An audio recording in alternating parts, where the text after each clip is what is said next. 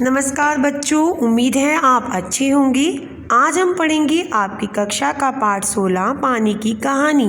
पाठ का सार बच्चों, इसमें लेखक रामचंद्र तिवारी जी ने वैज्ञानिक तथ्य के साथ साथ कल्पना के मेलजोल से ओस की बूंद के जीवन के बारे में हमें बताया है। लेखक बताते हैं कि एक दिन वह कुछ आगे बढ़ रहा था। सड़क पर अचानक उसके हाथ पे ओस की एक बूंद आ गिरी और थोड़ी ही देर में उस बूंद के कण के 2 टुकड़े हो गए। लेखक को ऐसा महसूस हुआ कि वे बूंद उससे कुछ कहना चाहती है। तभी सुरीली स्वर में ओस की बूंद ने कहा कि मैं तो बेर के पेड़ से आई हूँ। लेखक ने थोड़ा विचार किया और आगे से उससे मजाक करते हुए कहता है, क्या पेड़ पर कोई फवारा निकलता है जिससे तुम निकल कर आई हो? बूंद को थोड़ा सा दुख हुआ। फिर उसने अपनी बात को स्पष्ट किया कि आपको जितना बड़ा ये पेड़ ऊपर से दिखता है, उससे कहीं अधिक बड़ा पृथ्वी के अंदर है। जो इसकी जड़ें हैं, उसके रोए तो बड़े ही निर्दयी हैं। वो पृथ्वी पर हम जैसी असंख्य जल कणों को अपनी ओर खींच लेते हैं और कितने लोग तो अपने प्राण गंवाते हैं जिससे ये पेड़ सिंचता है। आगे वो बूंद बताती है कि मैं तो भूमि के खनिज पदार्थों के साथ घुल मिल कर आनंद से घूम रही थी। अचानक एक बड़ा पेड़ मेरे सामने आया और रोए ने मुझे अपनी ओर पकड़ लिया। मैं रोए से बचती हुई रोए और पेड़ के बीच में 3 दिन तक फंसी रही। मेरे साथ मेरे अनेक बंधु भी थे। उनमें से कुछ बंधु तो मुझे आगे को खींच रहे थे, कुछ मुझे ऊपर से धकेल रहे थे।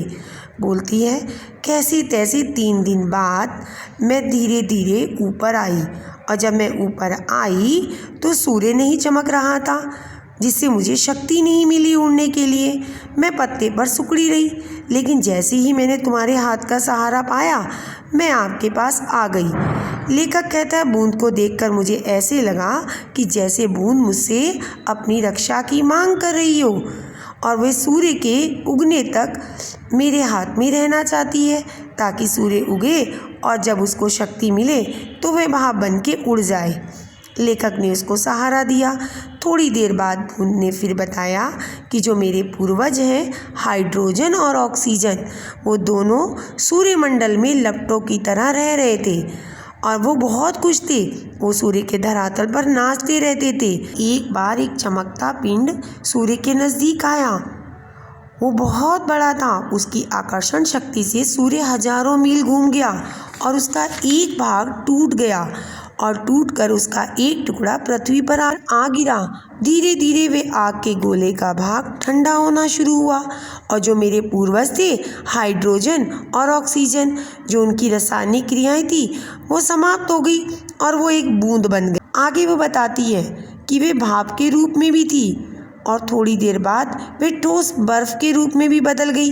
इस तरह लाखों वर्षों तक वे जीवन जीती रही। ये सुनकर लेखक हैरान हो गया कि नन्ही बूंद का जीवन इतने लाख वर्ष का होता है। आगे बूंद बताती है कि एक दिन फिर अचानक हमारा शरीर सरकने लगा। हमारे नीचे का अस्तित्व हमारे भार से पानी हो गया। ऐसे में हम उनके तरल शरीर पर फिसलने लगी। एक दिन सागर की गर्म धारा से हमारी भेंट हो गई, जिसके कारण हमारा ठोस शरीर तरल हो गया और हम पूरी तरह समुद्र में घुल गई। इसके बाद वो समुद्र का वर्णन करती है कि समुद्र तो बड़ा ही रोचक है।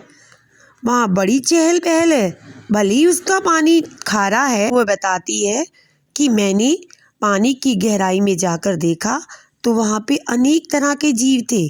घेंगे, जालीदार मछलियाँ, कई प्रकार की मन भारी कछुए, हाथों वाली मछलियाँ। और कह रही थोड़ी दूर और नीचे गई तो समुद्र में अंधेरा हो गया। तभी अचानक मैंने एक प्रकाश छोड़ने वाले जीव को देखा।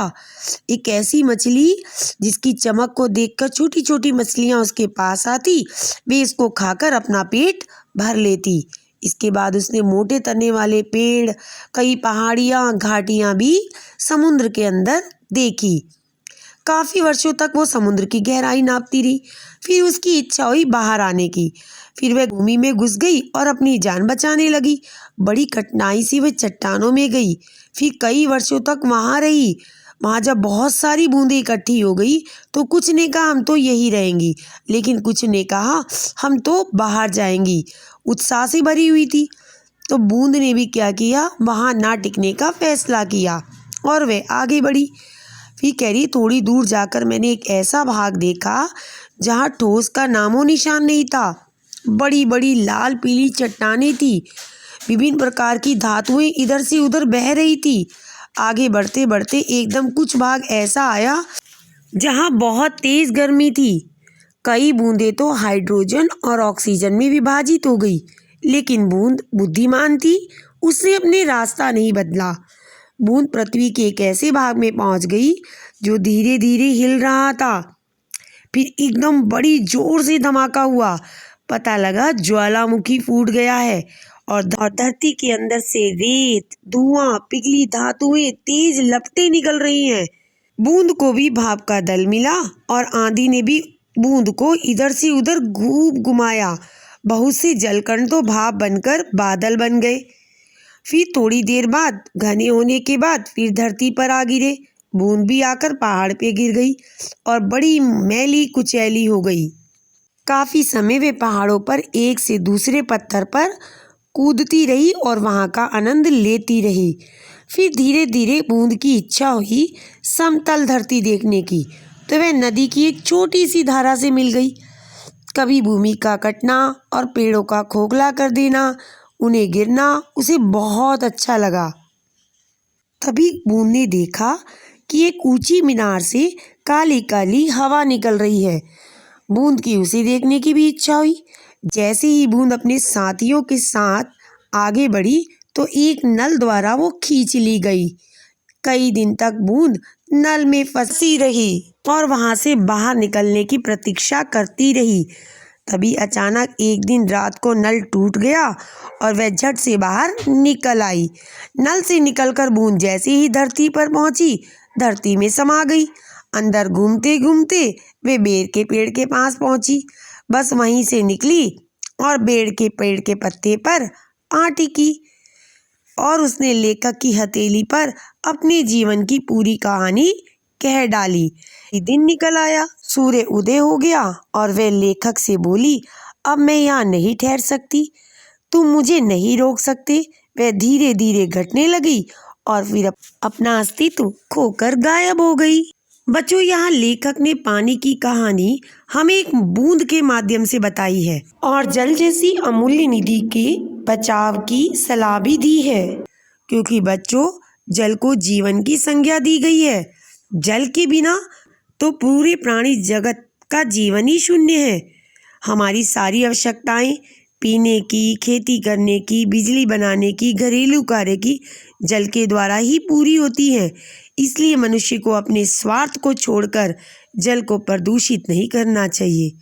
यदि हम जल स्वच्छ नहीं रखेंगे तो आने वाले समय में हमारे पास पीने के लिए पानी भी नहीं रहेगा। इसलिए हमें इसके संरक्षण का पूरा ध्यान रखना चाहिए।